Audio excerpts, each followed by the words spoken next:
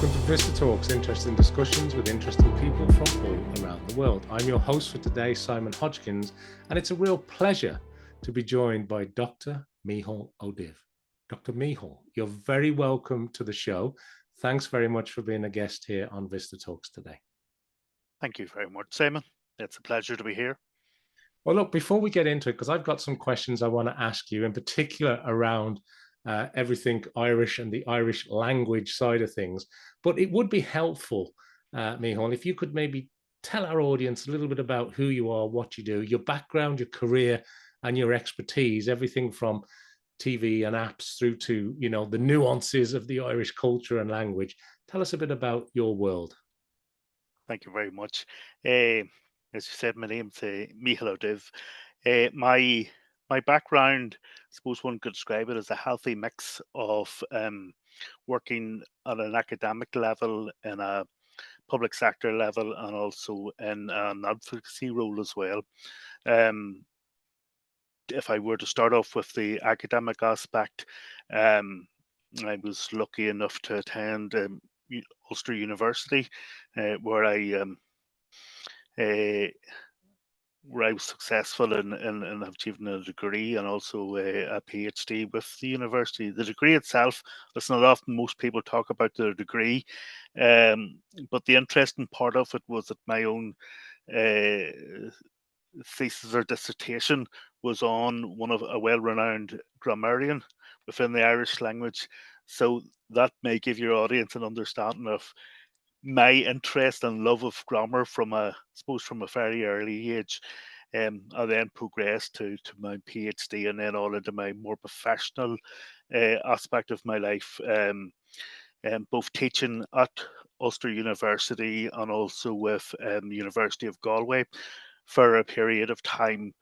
And then I jumped ship for a wee while and decided to go into the public sector advocacy role, where I looked at the establishment of an Irish medium primary school and childcare facilities to increase and supposed to involve and to promote a vibrant Irish speaking community within Ballycastle.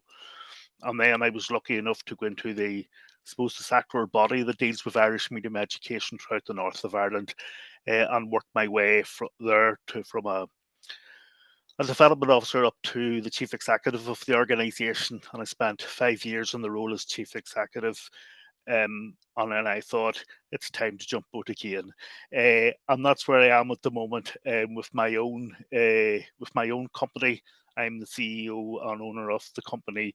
It's a translating company, but it's also a company that looks at the broader aspect of the strategic development of Irish throughout Ireland.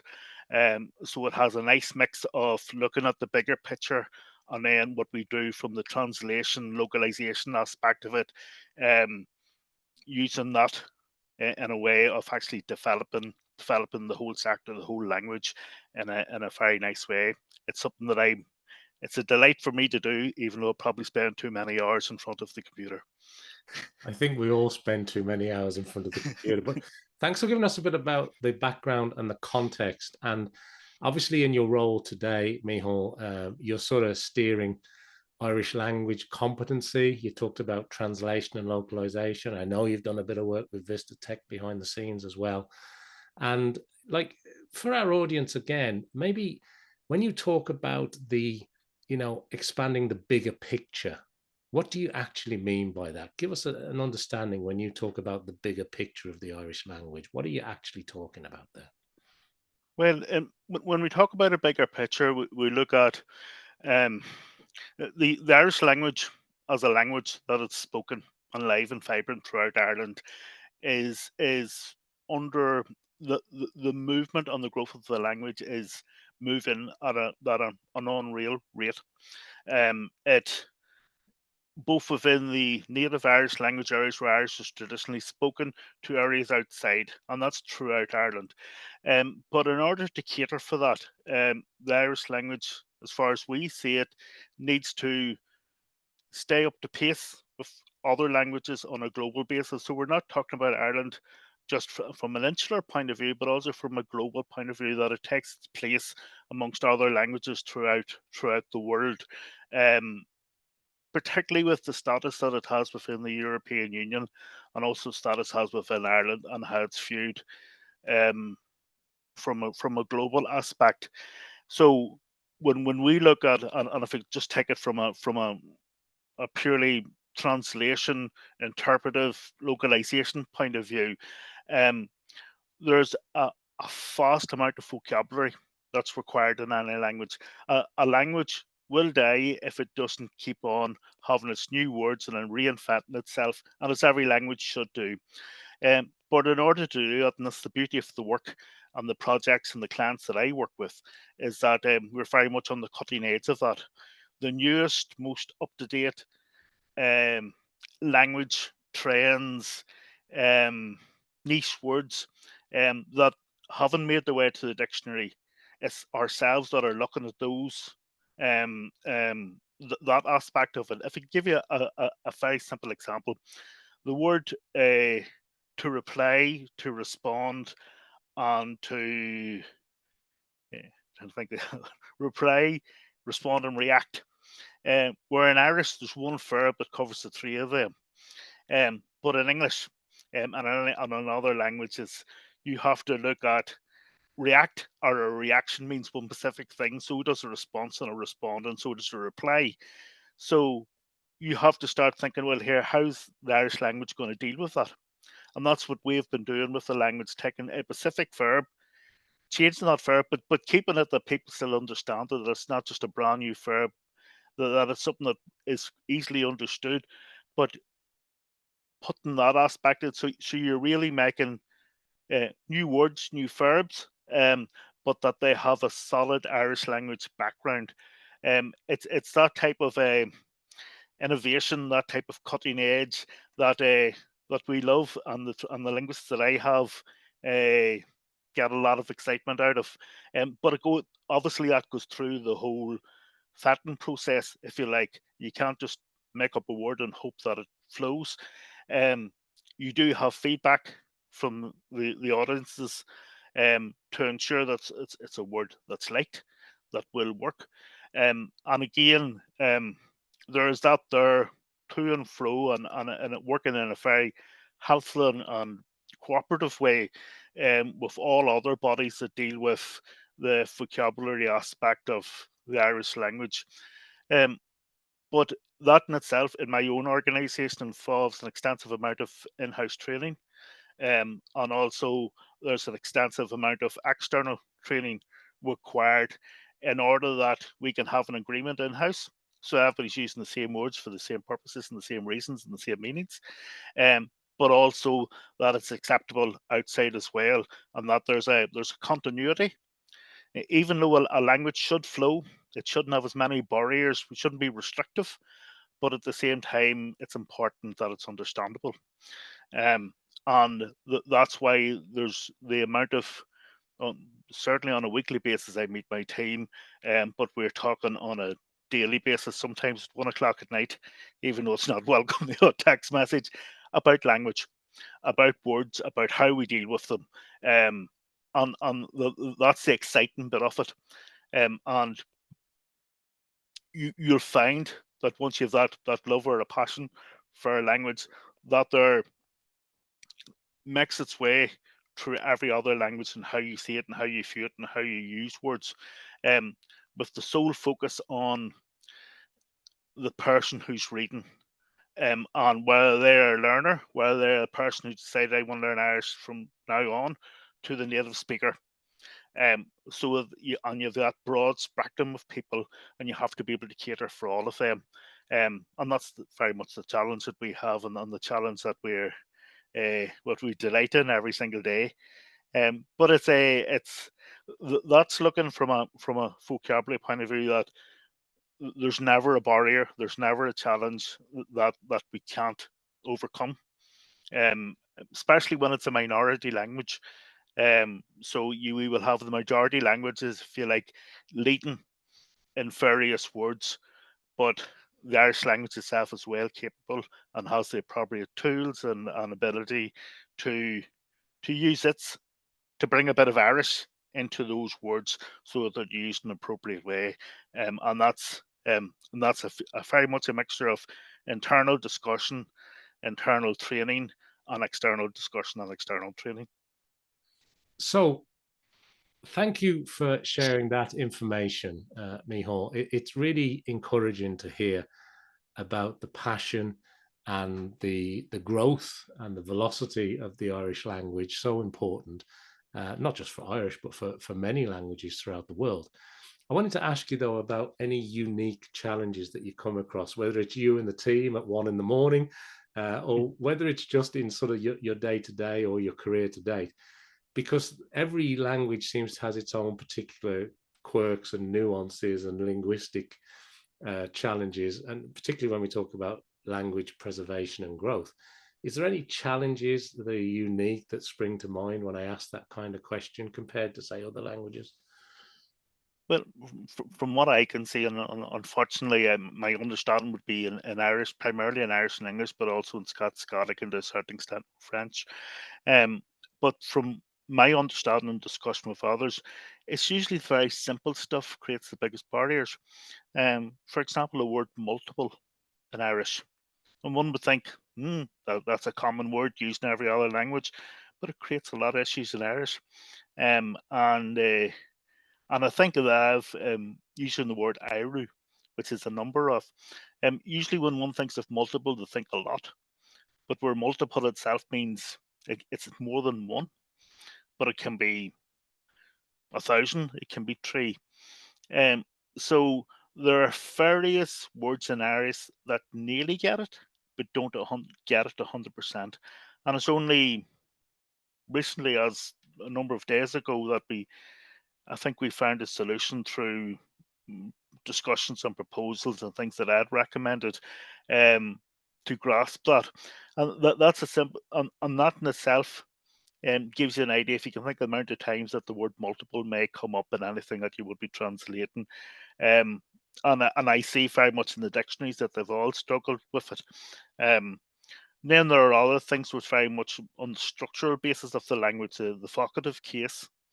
It's something that's primarily used in Celtic languages such as Manx, Scots, Gaelic, and Irish, which are pretty much the same language, but they've all gone their own ways. Um, and Scots Gaelic doing its own thing, and Manx doing its other thing, and Irish doing its as well. So, which is all good, but the vocative case, especially when you're dealing with things like placeholders, if you're translating a task and it's sitting in front of you, where you have a vocative case where you have that vocative a before it, and what it does is it actually mutates or changes the name. And if you have a placeholder sitting there, you have the option of listing every single spelling of every single name in the world, which is not an option, obviously, or to try and find ways around that. Unfortunately, we haven't found a way around it as yet. My hope is that we do find ways, and it's probably introducing some sort of a symbol to indicate to the reader that the vocative case will be used, and then there's expectation of the hope that the reader or the listener would have a great enough understanding of the vocative case to use it in whatever which way he or she would like. That in itself is very much challenging. There are things when it comes to placeholders too, and this is not unique to the Irish language, but how we deal with numbers. Numbers, we have personal numbers, and then we have how what we have is an old way of how we dealt with numbers, and then a more simplified way. And you have people in both camps. You have people who want the traditional way and will not listen to the simple way, and then there's the simple way. It's a simplified version of it to make it easier to write and to understand. But it does create a lot of challenges in how to try and incorporate that for something that's maybe translated in 50, 60, 100 languages. So you can understand from where the client's coming from, that they want a certain format that meets the needs of all languages, not in itself as challenging. So it's left to the likes of ourselves to deal with that challenge and to find solutions. And that's very much what the my company Bar Fjords is all about. It's about which in itself means excellence, and that's a very high aim that we set in front of ourselves. But it is about excellence. It's about nothing under the best will do. So therefore, you have to look at the challenge and you have to find a solution. It's very easy to talk about all the challenges. It's harder to come upon the solutions, and that's where we're about. We're saying, well, here's the challenge, here's the solution, here's our suggestions, and that will only be achieved through good communication. So to be able to do that and to address the issues we have, say with the vocative case, the issues we have for numbers, there are also issues that we have around the copula, which is a specific verb only in Irish that you will not get in any other language, and it in itself creates challenges. But the one of the most recent challenge that I would see, and probably something that we haven't grasped and have put a finger on it, is dealing with inclusivity, where we have non-gender, um, uh, those who define themselves as non-gender, those who define themselves as either male or female, and how the language deals with that.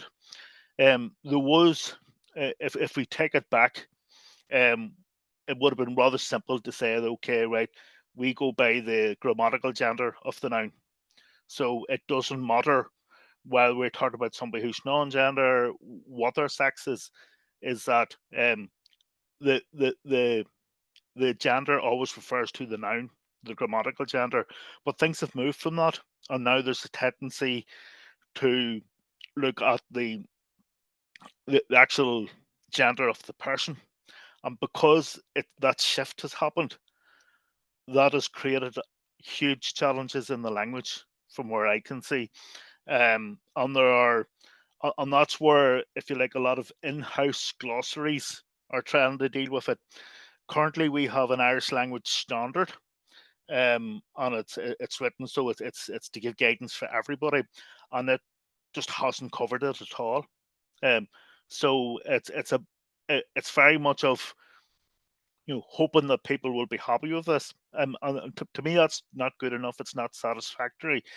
But it is a huge challenge within the language as to what are people content with, because that type of language, it's in my opinion, it's not about what I feel.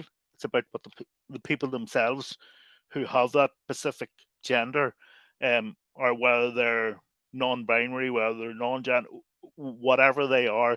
If they're not content with it, then we're not doing our job. And that, if you like, very much takes the language out of the grammar books and into reality. And how we deal with that, that's something that still hasn't been solved. And how we deal with pronouns, how we deal with there's so many things depending on the gender of the person that affect everything around it. And it's how we deal with that in a very respectful and understanding way. And that's a very live debate at the moment. Hopefully, we should be able. Well, we would hope that we'll come to a solution to that, in the interests of those communities and also in the interest of the language as well. Yeah, fascinating, and it is interesting because it's a good reminder that languages are very much alive. They change over time. Certain words and phrases become a little less used and then almost obsolete in some cases, and new ones crop up. Yeah. Dictionaries get new things added to them all the time. You mentioned glossaries, obviously. And also that, does it resonate with the person that you're trying to reach or communicate? The most How does it important make thing. them feel? And it is really complex. And I couldn't help but think, Micheál, as you were talking, this sounds like one heck of a problem for AI, machine translation, generative AI, and all these new growing AI solutions that everybody's talking about. When it comes to AI tools in the translation space, in particular in respect of, I suppose, Irish language, there must be huge risks, but maybe also some peaks of opportunities. Where do you stand on AI in relation to the work Uh, that uh, you do? What's happening in your world? in Stan, in terms of AI, I take a very pragmatic view. It's there. It's not going to go away. So um, let's work towards it being the best it can be, and for it to assist the growth not only Irish language but in languages throughout the world. The advantages of AI, whether it's on translation software or outside of that, is that it in many ways changes people's views of the language and how it can be used. Um, I know that since the introduction of AI, that it has come on leaps and bounds, certainly in the Irish language world. It still has a long journey to go. It, it's my personal opinion, and I may stand to regret saying this, but it's never going to replace. I don't think it. Well, if it does, it's going to be 200 years road down the line that it will replace the human aspect of it. What we will see in machine translation, what we will see in AI, is the role of the translator probably becoming obsolete, and that person becoming more a copy editor as opposed to a translator. What they are doing is if you like, polishing what has been translated. But if AI is to go anywhere and is to develop, it would need to there would need to be inbuilt learning mechanisms where it can, whatever's been written, whether it's in a Word document, whether it's an Excel document, whether it's online, um, that all those various examples can be a field of, so that it learns from its mistakes. And it's too easy to, if you like, to humanize what AI is, um, but it's easiest to talk about it from a humanization point of view. Is that if it, like anybody else, if you can learn from your mistakes, the advantage of AI is its ability to learn at a far faster rate than a child would learn. But it has that ability, if it can look at and understand when something is corrected, why that was corrected, and build a corpus within itself that it understands that. Um, that aspect of it is not my expertise, but it would be something that would be very much welcome within the Irish language, and I would imagine within every other language. But to get to the very the very close meaning where it could be the difference of a H in the language, it could be a difference of one word or a preposition that makes the word a difference in the whole language. And to me, that takes the human side of it to understand that, that to have a full grasp of it. Um, I would like to think that it is a tool that will always remain a tool, that it will never replace the human aspect, because I think when you take the human out of the language, it's no longer a language. Um, it's humans that make a language. It's humans that develop it. It's humans bring new words, new ideas, new visions into it.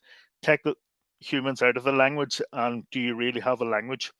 And we view languages as something that you can listen, you can read, you can write. Um, but an understanding of, maybe from an AI point of view, may view languages as having other ways to use a language over and above what I've mentioned. But that's a road for AI to take. The road for human and human usage and on a global basis is something that needs to needs to have that human aspect in everything it does, and it needs a human touch. So that's what you have in um, my my experience of um, machine translation, and it's working on it every single day. Is it's good. It's good. It's certainly a lot better than what it used to be. Um, it has a long journey to go. There's no doubt. It would be helpful to compare that to see which languages where machine translation is easier, or gives a better translation, if you like, or a more full translation than and again, if it's because it's a major language, is that an advantage? But I do understand from speaking to others that you cannot make the assumption that because English is a major language, and it seems to be relatively good in English, you can't say that the same applies for in Spanish. For one would have understand what it, because it's a such big language, there are more sources, therefore it should, in theory, be better, but it doesn't always work that way. So that's what we have to look at from machine translation, but also from AI. What is good about AI? It gives, from a very practical day in day out basis, from my own company and the linguists that work with me, is a greater and better understanding of what they're translating, because they can use it and get a, where it used to be you had to maybe have a number of dictionaries around you and you start trying to Google stuff and all. AI makes that work a lot easier and a lot more effective. Even though you shouldn't trust AI, obviously, in everything you do, but it certainly makes the work easier, more manageable, and it's an excellent tool for that. But when it comes to the actual translating of stuff, um, that's very much the human aspect of it, and it'll need the human eye in everything you do. But from me, I'm one of these people that if there's new stuff coming in, new tools, be supportive of it. It's not going to go away anyway, so you might as well get on board. But at the same time, they're there to help and there to assist, and the more it can do for the language, well, the better for the language, no matter what language it is, and that's certainly the case for the Irish language. Yeah, no, fascinating. And I like the little soundbite you gave me, which was if you remove the humans, do you really have a language at all? That's a very interesting way of looking at it. And yeah, you're right. I mean, we hear it all the time, don't we? Training data, it's predominantly English. There's a lot of bias built into lots of the training data. It's publicly Mm. scraped in internet data as well. That's feeding a lot of these machines. Yes, we are seeing some corporates come along and build their own data repositories, their data using their data lakes, and the longer they've been around and the more data that they have to get some better use of AI.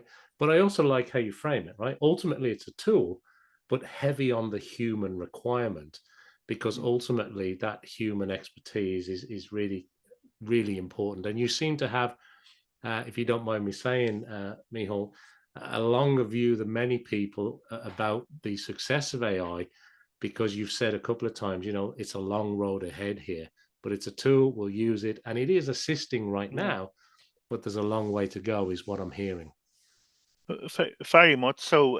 It can only but improve, is what I would say. What I would like, if I was allowed and had all the permissions and all the, all the data protection acts and everything left to the one side for a second, it would be ideal that everybody who writes in Irish, whether it's on a Word document, an Excel, online, whether they're setting a tweet, whether they're on Facebook, wherever they are, that all that has been brought back and sourced in some sort of a corpus and used in AI, and AI can learn from that in different uses, different contexts. That would be, it makes such a difference. Um, but there are so many privacy issues involved around that. It's a minefield that we can't walk into. But purely from a linguistic translating professional point of view, it would make such a difference. But as you said, and you're correct, that those who are building these tools and are from, it's primarily coming through the English language. So how that has an impact on other languages is still to be understood. And for the foreseeable future, English will be the main language, the big language on a global basis. How other languages adapt and stay to that is a huge challenge. But the more input, the better the output. So the more you take in, the more information have, logic would dictate that the output's going to be increasing to get better. Um, but there is, what we do have a challenge is then with us, and that's the beauty about, if you like, social media as we know it now, and the how words are created and how they evolve overnight. Um, it's the current Irish language terminology bodies, the standardized, they can't keep up with that. So they would probably need to get into that frame of mind as well. in order to keep at pace with the pace of the language. The language is, and I suppose it should be, a language should always be ahead of the dictionary writers. It should always be ahead of the those who write dictionaries, those who write this is where Irish is coming to be and English isn't coming to be. The grammar books, that it should always be ahead of that there, and it should guide them rather than them guiding it. And we would hope that that's the way it should develop. But certainly, I think if they're thinking about where the language is going to be so many years down the road, they want to be able to think, well, if there's going to be Irish language guidelines on various Irish language standards, well, rather than putting that on a hard copy or on a PDF file and that should be a live document. All dictionaries should be live documents, rather than something that it's there it is, print and copy, and hope for the updated version somewhere down the line. They should change, and I would like to think all dictionaries should be going that way, about being live, that it's the latest version of. But what's also important when we are looking at updates of dictionaries, and if it can happen, if it can really happen at a live pace, or something certainly within whether it's on a weekly basis or a monthly basis, there's a greater need in the Irish language for a rationale as to why something was demoted and why something was preferred, and give a rationale why. It's not because I was talking to such and such last night and this was a great idea. There's got to be a good, sound rationale as to why we have now demoted this various word and chosen this version over that, and to give a rationale behind that. Just when I'm talking and looking at other Irish aspects of the language, punctuation comes in a lot.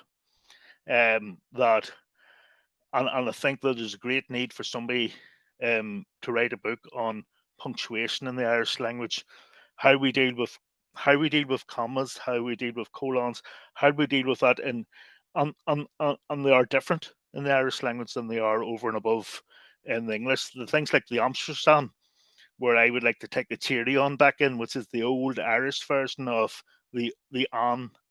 And we do keyboards can't deal with that. You can't, if you're dealing with social media, you can't put in that cherry on where you can put in an ampersand.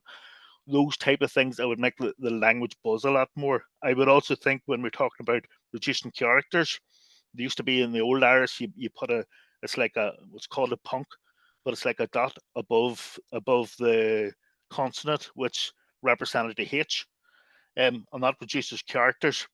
And everything's about reduction of characters in the work that I'm on. It's about said brevity, be as straight and as sharp as you can in everything you say. If those things in keyboards on smart devices, if we can bring in those type of symbols, they would certainly assist the language going forward. But like, for example, if you take the ampersand, the approach is now that you just don't use it in Irish. So what you write is the full word and or agus in Irish, and that's the way forward. To me, when we have the symbol there, put it on a keyboard, let us use it. But that's for those who make keyboards and those who make computers and Very good. smart devices. Very good. How Well, we work with that. it's interesting because as you were talking there about the punctuation, which is always a hot topic when it comes to language, because I'm thinking of, was it Lynn Truss who wrote the book Eats, Shoots and Leaves, which was sort of a no-nonsense guide to punctuation. Mm-hmm. And it sounds like we need an Irish version of that, don't we? We need somebody to write the book on that. It's a great Oxford commas and curly inverted commas and all are all creating issues it's for a us. great Of point. course. Yeah.